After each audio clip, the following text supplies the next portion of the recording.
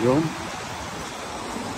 هينا نصور كافيه اسمه زويا.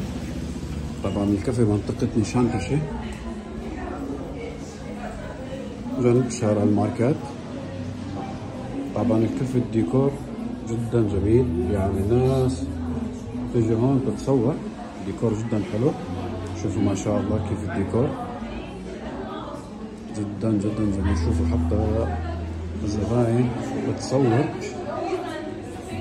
بدق التفاصيل، لأنه بالفعل جدا جميل الديكور. هلا شوف هون هي القاعدة الداخلية، هاي لغير المدخنين. هلا جوا شوف من جوا كيف هاي القاعدة من جوا.